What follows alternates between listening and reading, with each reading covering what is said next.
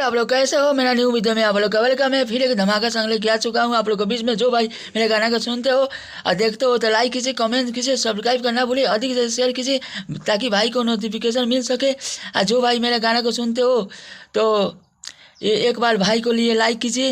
यह गाना खेसारी लाल यादव के ट्रैक पर यह सजानावा बजानावा गावेला रघुराई के इसी ट्रैक पर लिखा हुआ सॉन्ग है। इसको ट्रैक बनवा के आप लोग गा सकते हो, अलग अंदाज में लिखा हुआ सॉन्ग है। बबलू बिजोर जो भी गाना लिखेगा तो अलग अंदाज में लिखेगा, हिंदी ट्रैक लिखेगा, भोजपुरी ट्रैक, कोई भी ट्रैक पर लिख सकता है। यह गाना नामे है बबलू बिजोर, गाना गावेला गाना बनावेला। यह मेरा गाना है मुखरा। आप लोग इस गाना को पूरा लाइन बाय लाइन सुनिए और मस्त तरह से लाइक कीजिए। चलिए आप लोग इस मुखरा को सुनाते हैं आप लोग का।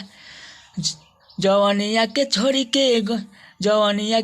के गईनी सैया जारा में आ देवारा बजावता जवानिया रजाही में, आ देवारा बजावता जवानिया रजाही में। यहाँ दो बार गाना है।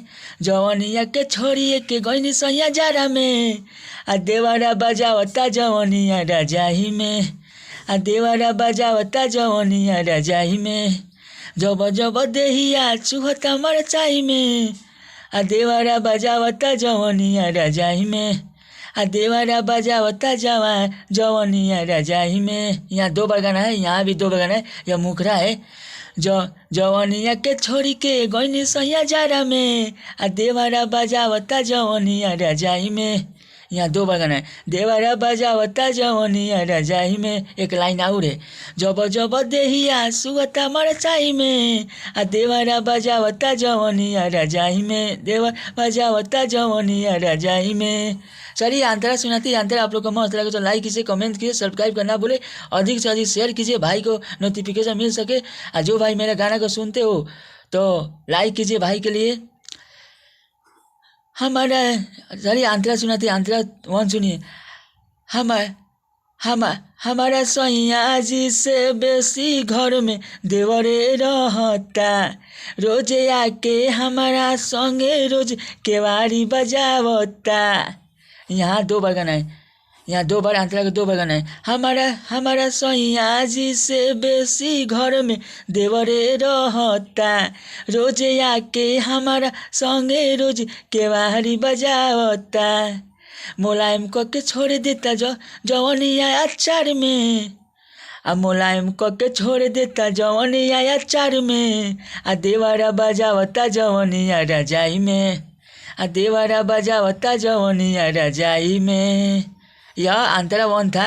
देवारा बजावता जवानिया रजाई में। चलिए अंतरा तू सुनाती है। अंतरा तू आप लोग को मस्त लगे तो लाइक कीजिए, कमेंट कीजिए, सब्सक्राइब करना भूले, अधिक से शेयर कीजिए ताकि भाई को नोटिफिकेशन मिल सके। जबले देवरा संग में बावे नया चार सुखता, रोज प्यारे ऐसन करे जैसन भत्ता रे करेला। यहाँ अंतरा का दो बार गाना है। जबले देवरा संग में बावे ना अचार सुखता, रोज प्यारे ऐसन करे जैस भत्ता अरे करेला। बबलू बिजोर संगे गइलन भातार विदेश में, बबलू बिजोर संगे गइल भातार विदेश में, आ देवरा बजावता जवानिया रजाई में, आ देवरा बजावता जवानिया रजाई में। ए भाई देवरा बजावता जवानिया रजाई में। चलिए अगला वीडियो में आप लोग का वेलकम है। फिर एक धमाका सॉन्ग लेके आऊँगा। जो भाई मेरे गाना को सुनते हो तो अधिक से अधिक शेयर कीजिए ताकि भाई को नोटिफिकेशन मिल सके चैनल पर।